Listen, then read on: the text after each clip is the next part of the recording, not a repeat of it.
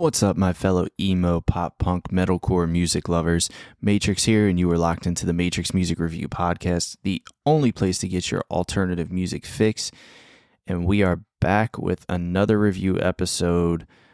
Obviously, I'm a little behind on our March Sadness bracket, but you guys are going to get a ton of that this week. I apologize, but we had a couple of shows that we had to go check out, which I'm going to review on this podcast, let you all know about those. We also got a few albums to talk about here today, so I can't wait to get into that. As always, make sure you're following Matrix Music Review on Instagram, X, and TikTok at Matrix Music Review. It's the best way to stay up to date on all of the happenings that we have over here at Matrix Music Review and to see what shows I'm going to. I post on there a lot about when I'm out at these shows and kind of the energy around them and what's going on so you guys can follow along. Make sure if you are listening on Apple Music or Spotify to leave a 5-star review. Leave me a comment. Let me know if there's any artists you want me to check out, any bands you want me to check out, or how I'm doing in general. That's always good to know as well. And as I always do, I ask that you share this podcast with friends, family, whoever may be in need of a new podcast or whoever likes alternative music. Send this their way so that we can continue to grow our little community here. So with that, we're going to jump right into our reviews. And the first review we have is for Head Split by Maggie Lindemann. This is Maggie's third album, and for me, it was one of those that was really highly anticipated because of the single that we got earlier this year in Hostage. This is an album that's only 8 tracks long, so when we have an album like that, I talk about the album sweet spot all the time. This kind of falls right below, so when you have 8 tracks, you kind of have to hit every box perfectly in order for it to hit hard. And Maggie's vocals were always going to be on point on this album, and there was really still some good production behind it, but I feel like I came away from this album just wanting more from it for some reason. I think it was just kind of all over the place, and I never really got into this flow or this feeling on this album that really made it make sense to me. So I think that's where I came away feeling just a little underwhelmed by this album as a whole.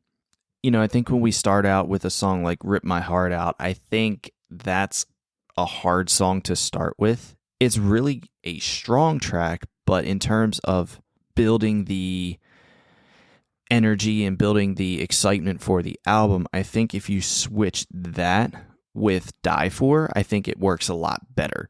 And this is a little nitpicky, obviously, but in terms of album construction, I think that Die For starts this album off a lot better than Rip My Heart Out. And talking about Die For, I think Die For is one of those tracks that really was a highlight on this album for me. And I think the chorus line where it says, "Hold on to me now till I'm 6 feet in the ground," is definitely one of those lines that can really set the tone and give you an idea of what this entire song is talking about. You're looking for that person that you would die for and that person that would die for you. Basically, till death to us part. It's just a different way of saying it. So really enjoyed that line and that song in general. That was one of the highlights for me.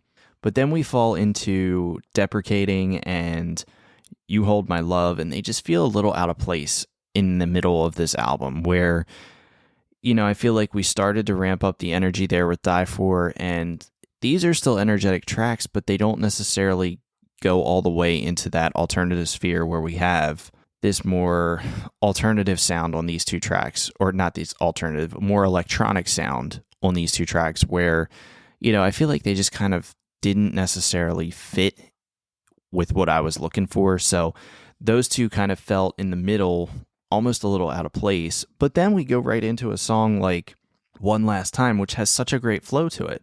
I mean, the rhyming scheme in here is great, and the verses are spectacular. And then that song flows right into another one in 24, which has a killer line in it that says, "At 16, I was a perfect angel, and then at 30, I'm turning fatal." And, you know, I think this is one of those songs where, you know, she's questioning life at 24. You know, have I found that purpose yet? What is my purpose? And, you know, as somebody that's getting ready to hit that age 30 fatal timeline apparently this year, I think it's one of those that, like, you can definitely relate to a little bit. I mean, I think we all have that moment where we're like, what is my purpose? What am I doing with my life? Am I doing what I'm supposed to be doing with my life? And kind of is this particular moment in time that that kind of spot? Like, is turning 30 basically the beginning of the end? I mean, I think a lot of people have that feeling. I mean, I certainly have that thought process going through my head now, getting ready to turn 30, where it's like, okay, is this where I'm headed? Like, is this the beginning of the end? Am I getting to be too old to do some of this stuff? And I mean, definitely going to some of these shows, I feel like maybe I'm getting a little too old to be out at some of these late. But this is one of those situations where I think a song obviously connects in a sense, and a lot of people are going to connect with a track like this.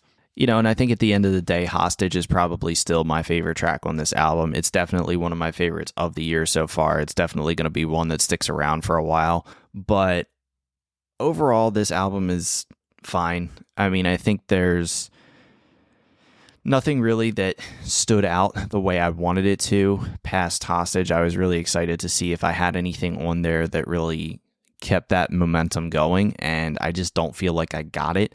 I think, like I said, it's a fine album overall. I think it's worth a listen for everybody. I can definitely recommend it, but at the end of the day, I think for me it falls in that 7.3, 7.4 range out of 10, and it's probably not one that I'm going to go back to and revisit other than those few highlights that I mentioned. But go ahead and check out Head Split by Maggie Lindemann. Let me know what you guys think. Next up, we got Growing Up on the Internet by NOAHFINCE. This is Noah's debut album after a lot of EPs and just being around the scene for a while now. I feel like I've always heard this name, I've always heard this artist, and I was definitely shocked to hear that this was the debut album here. So going into this, the title track is absolutely phenomenal, and I think with a lot of the conversations going on around the world and around, you know, society right now, with a lot of things that are, you know, very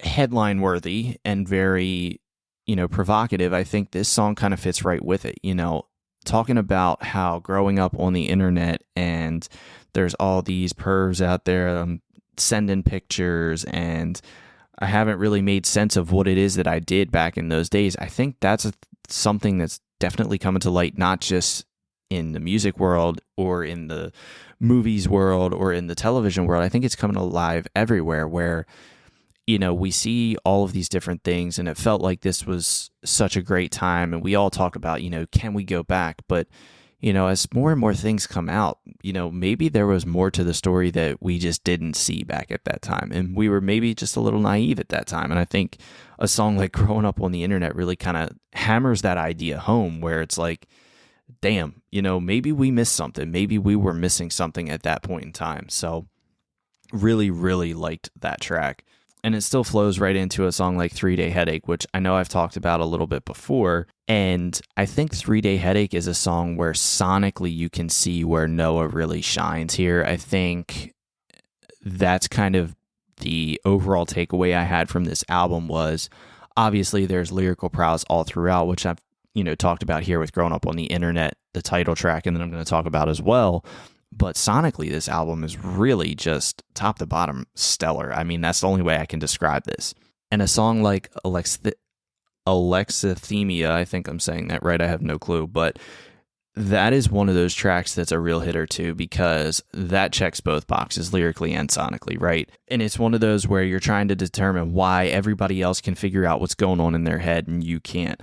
And, you know, you have all these toxins, and serve it to me so that I can diagnose myself, or serve it up to you so that you can diagnose me. And I think that's something everybody deals with. You know, we all have our internal demons. We all have those toxins or those demons that we fight, and we can see other people potentially getting better and other people having some of these issues, and they're fixing it. They're able to deal with what's going on, and we can't always understand why we aren't able to do the same thing. And that Alexithymia song really is the beginning of the middle of the album, where I feel like this shines, and I feel like the middle of the album here, you know, kind of contrary to what we had on our last album, where I felt like it kind of dropped off a little bit. Here it just keeps that intensity, and it keeps building and building until we get to the final track, which I think is potentially the best track of this artist's entire career so far. I think Gibberish is a song that everybody can really get behind, and I would be shocked if it's not a fan favorite, shocked if it doesn't get some commercial success, because Gibberish is all about being in this unknown place of not knowing how to feel and not knowing what to do and just fighting with your own demons in your head. And, you know, I think it's one of those songs that it stood out to me right away, and it's been one that I've continuously gone back to. You know, this album's been out for a few weeks now in terms of between me listening to it and me reviewing it on this podcast, and it's still one that I go back to. Gibberish is still a track that I continuously go back to and I'm still in love with. And I think that kind of is one of those situations where if you can continue to go back to songs and you continue to gravitate to them, it means that the artist is doing something that you really enjoy. And I think that is my main takeaway here, is that this Growing Up on the Internet album is one that I've continued to go back to here. So what a phenomenal debut. I'm saying debut here in air quotes because Noah's been around for a while, but what a phenomenal debut from NOAHFINCE. Growing Up on the Internet is going to be an 8.4 out of 10 for me. What a strong debut album. What a fun album. What a great lyrical display from Noah here. And I can't wait to see what this artist does in the future. I think the future is very bright for NOAHFINCE here. So you guys definitely need to go check out Growing Up on the Internet by NOAHFINCE. The next album is For Keeps by Too Close to Touch. And this one is kind of hard to talk about because I think if you are close to the scene or you've been a part of the scene for a while, and if you've been with this band for a while, you realize that this is the first album without Keaton Pierce, and this is the last album that the band intends to put out. And obviously, you know, the tragedy with Keaton's passing in 2022 is something that had to have weighed heavy on the band when coming out with this. I know that they, you know, got all the permissions that they needed to and got all of the approvals from all of the parties involved to release this album, and Keaton's credited and has vocals on this entire album, and it's an emotional album. I mean, it's an emotional album, and it's an emotional end for a band that I really enjoy, and I think that is something that stuck with me throughout this entire record, listening to it, you know, for the first time and saying, you know, wow, all of these things are so great, and I love having new Too Close to Touch music, but at the same time, it's, you know, it's a somber moment because you realize this is the last that you're going to hear from them. There is nothing left at this point.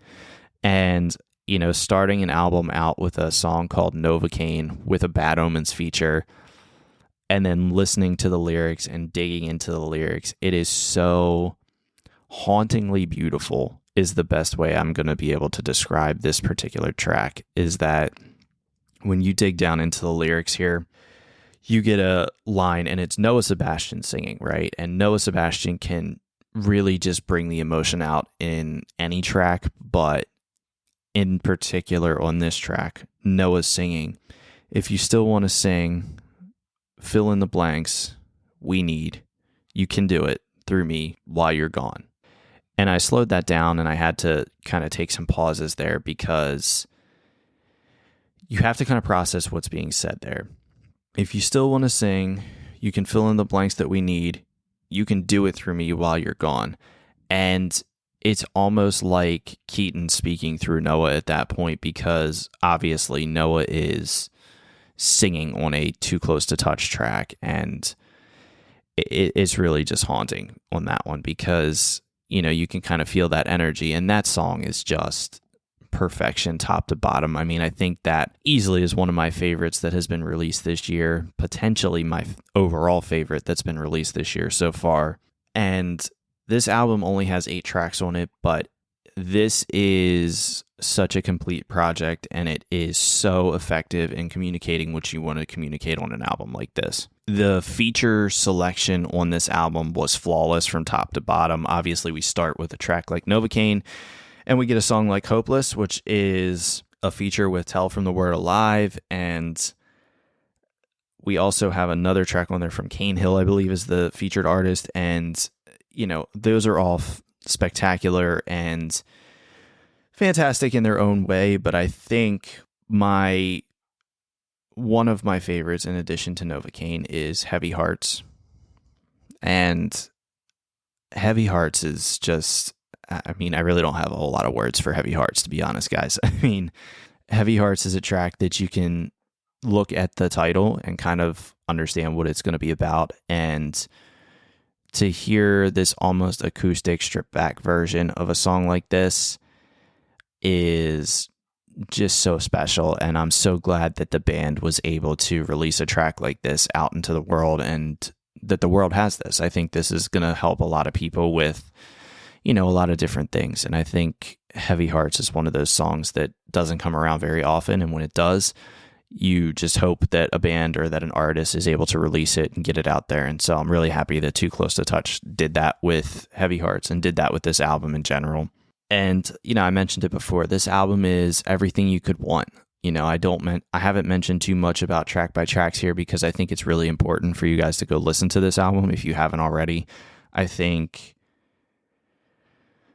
the way that Mason and Kenny, the members of Too Close to Touch, have handled this album and handled this process has been nothing but spectacular. I think this is the best way that they could have handled it. And I am just so happy that they were able to release this to us, that they were willing to give this to us as fans and as music lovers. And this is an album that is going to resonate with me for a while. It's an album that I'm going to cling to for a while. And, I mentioned before with the No Offense review that as this podcast is coming out, it's been a few weeks since we've gotten these albums. And what I can say is this For Keeps album is one that I have just grown to love more and more every time I flip it on. And this is another album that I'm actually going to give a 10 out of 10 to. I don't think there is anything wrong with this album. I think this is an album that checks all the boxes. And, this is one that I'm really sad to see Too Close to Touch end. But I'm also happy to see the way that it ends be on their terms and not be something that, could have ended even worse. So I'm really happy with this album. If you guys have not heard it yet, you need to go listen to For Keeps by Too Close to Touch, our second 10 out of 10 album this year. And the last album is an EP, and it is Antidote by Greywind. Guys, Greywind has been on my radar for some time now, and I'm glad that they're back. I'm glad they're back doing what they love, and this EP is very close to being a perfect EP. Swing and Sway is an absolute monster hit waiting to happen, and it's really emo at its finest, right? Like, Swing and Sway could not be any more emo, could not be any more radio friendly, contemporary radio friendly. Like, this is just a explosion into the mainstream waiting to happen with Swing and Sway. That's going to be kind of like that might be the hill that I die on, is that there's going to be certain tracks that I bang the table for to get us back into the mainstream. And guess what? This is one. This is one that needs to be out there. And I think this is an EP where there was production from a member of Neck Deep and the Wonder Years, and that's evident all throughout this. And I think those are always fun things to see too, especially as a music lover like myself, where you can see the effect that some of these bands that have been around the scene for a while, like Neck Deep and the Wonder Years, and then they put their own twist on some of these newer bands, and you can see that greatness shine through. Glimmer has a late 2000s radio feel, and, Greywind in general kind of has this a little bit of a Paramore vibe, but a little less angsty. And one of the things that this album or this EP really kind of stood out to me is that there are multiple weird uses in multiple songs of a hospital bed. And I think that might just be a theme throughout this that maybe I just haven't picked up on yet, or, I want to do a little bit more reading potentially from the band on some background of why hospital beds being used. But there's a lot of hospital bed references, thanks to the Cure, I'm not sick anymore, I'm pacing the halls, I felt nothing at all. Like, there's all of these different lines, and there's different mentions of being in a hospital. So I'd be curious to potentially see if, Greywind's done any interviews or talked about any of these tracks in a little bit more in depth to see potentially what the correlation is here, because it's definitely weird to hear that term be used in multiple songs, let alone one. So this EP is not one that I need to talk about a lot. I think it's one that's really spectacular. Antidote by Greywind is going to be a 4.6 out of 5. You guys know I do EPs out of 5. It's very close to being a perfect EP. I think overall it's been a fun EP to listen to, and let's start the campaign to get Swing and Sway on mainstream radio, because that's my biggest monster hit that I've heard so far this year. So Antidote by Greywind, go check it out. That wraps it up for album reviews, and with this being the last week of March, I'm not going to do our singles just yet because we might have one come out this Friday that I might end up liking and put in the top 5. But what I am going to do for you guys is we are going to review 2 tours that I was able to catch already this past week. First one being So Much for Tour Dust, the second leg with Fall Out Boy. It was Fall Out Boy, Hot Mulligan, Jimmy Eat World, and Games We Play as the lineup. This was a phenomenal tour. Get there early, go see Games We Play. You guys know that he had our first 10 out of 10 album this year with Life's Going Great. Little disappointed that he only performed 4 songs, but hey, that's kind of what you get when you're on a big opening tour like this sometimes, and I think it's spectacular that it's getting this visibility. I talked about this with our artist poised to explode this year, and I think Games We Play has really kind of lived up to that bill. Everybody at the arena was blown away kind of by Games We Play's performance, and I think the band itself is definitely poised for even more of a breakout, because I think you guys can agree that when you get there early for a show, if you don't know the couple of openers, maybe you may not pay attention as much, and obviously that wasn't the case for me. I wanted to pay attention to the openers, but I noticed something with this one that I don't usually notice, and that is the arena was kind of filled. I mean, obviously there were still people trying to get in and everything else, but every artist at some point in their show usually has them put their phones up and light up.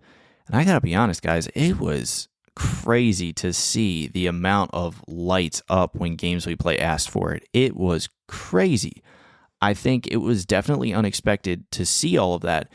And not in the sense that I didn't expect Games We Play to be popular, but just unexpected in the sense that, there's 3 openers. The show's going to go probably from 6:30 till 11, and people don't always want to stay that long. So to see that many people show up that early was incredible, and I think that really kind of cemented the fact that Games We Play is one of the next superstars in this scene. Hot Mulligan came out. It was my first time catching Hot Mulligan live, and that was such a fun time. I mean, Hot Mulligan is a band that I think when you listen to their recordings, it may really worry you if they're going to sound the same live, and they sound potentially better than their recordings live. I think the screaming, yelping, however you want to refer to the vocals on their tracks, I don't know how they do it every night. I mean, that is just crazy to me that you can continuously come out and do 6, 8, 10, 12, 14 tracks, however many you may do in a night, and then go do it again the next night and your voice not be completely shredded. So, loved Hot Mulligan. Jimmy Eat World came out, and I thought they came out a little rough potentially at first, but then they started to get into it, and I think potentially it was a little bit of stage fright. I think that's kind of what I noticed that was kind of funny to see, is Jimmy Eat World's been around for a long time, and to see them potentially still have some nerves and some nervous energy built up on a tour, 20, 30 plus years later, that's so cool to see, because it just proves that they're just as human as we are, and that's so cool to see. And Fall Out Boy came out, and look, guys, if you have a chance to go catch this tour, do it. Between the openers and then Fall Out Boy in general, Fall Out Boy came out and ripped, I think, 24, 25 songs, and this was a tour that just had people dancing in the fucking aisles, and people are jumping up and down. Nobody sat the entire 2 hours that Fall Out Boy performed. The stage animations and all of these different things, it just goes to show why you need scene stalwarts like Fall Out Boy, because this is what makes touring and what makes going and seeing live music so fun, is that there were all ages there for this show. Everybody knew just about every track that Fall Out Boy performed. They were able to incorporate some of their new stuff, like So Much for Stardust, in with some of the old stuff. Everybody came away feeling like they got everything that they came for and more. Can't recommend this tour enough. Fall Out Boy, Hot Mulligan, Jimmy Eat World, Games We Play, on tour now. Go check it out. You will not be disappointed. And then just a few nights ago, I was able to catch the Shit Yeah tour from Between You and Me. I was able to catch Between You and Me with Cherie, Amour, Young Culture, and Homesafe. What a fun ass time that was. So I got to check Cherie, Amour out in their hometown show, and one thing I want to say is that I love catching bands or artists in their hometown shows.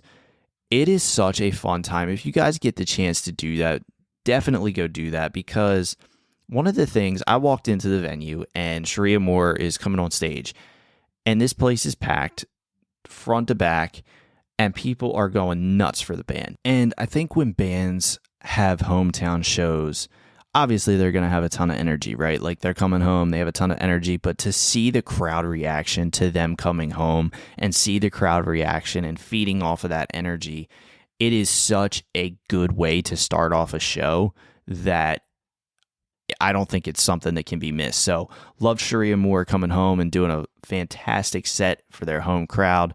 Homesafe comes on, and Homesafe's a band that I really have been enjoying a lot lately. They're still relatively new to me, and I'm still trying to get up to date on all the things that are Homesafe. And obviously they had a new EP drop earlier this month. I don't think I reviewed it on the pod, which I'm not really quite sure why I didn't review it on the pod, but either way, Homesafe came out. They were a fun time. Young Culture came out, and their energy was just stupid. I mean, the energy in that building when Young Culture came out and did their set was just off the wall. I mean, I don't think I've ever seen so many crowd surfers, stage divers, at least until Between You and Me came out. And then that was just a completely different energy level altogether. They were so much fun, and the set that they do is spectacular. You know, you get your hits from them with Dakota and Go to Hell, and even some of their newer stuff that I think is already on the way to being a hit, like Nevermind and In the Middle. But then you get, you know, a perfect cover in All Star from Smash Mouth, and that gets everybody's energy up and flowing. And just such a fun, energetic tour and such a fun, energetic show that if you guys haven't seen anyone on this tour yet, get out, go see the Shit Yeah tour. Between You and Me, Young Culture, Homesafe, and Cherie, Amour. Well worth the time spent. I can't recommend it enough. That wraps it up for us here today on the Matrix Music Review Podcast. I hope y'all enjoyed these reviews and the show reviews as well. Looking forward to getting back into March Sadness this week. You guys are going to get a ton of content this week because obviously I slacked off and didn't do it. So y'all are going to get March Sadness kind of back to back to back with these reviews. And then we're going to have another review podcast probably very early next week to catch up on some of the other reviews that I didn't do. But it's all good. I love putting this content out for you guys, and I love being able to get out to shows. As I always do, make sure you're following on Instagram, X, and TikTok at Matrix Music Review. That's the best place to keep in touch. Send me some messages. Let me know how I'm doing. Let me know who you want me to review on the podcast next. Let me review on the podcast next. And if you want me to try and reach out and let's do some interviews, let's do that too. See if you have any artists that you want me to interview. If you're listening on Apple Music or Spotify, head over and give us a 5-star review. Leave us a comment. Let me know how I'm doing. Let me know if there's anything that I can do better or any artists that you want me to check out. And as I always do, I'm going to ask that you share this podcast with your friends, family, coworkers, anybody that could be loving alternative music or just needs a new podcast to check out. Send us their way, and let's see if we can continue to build our little community. Also, it's not too late to fill out your March Sadness bracket. I'll link that in the description of this episode as well. Let me know who you guys think should be the March Sadness winner out of all of the albums that are going to be performed this year at When We Were Young Fest. So with that, I will see you guys later this week with more March Sadness bracket.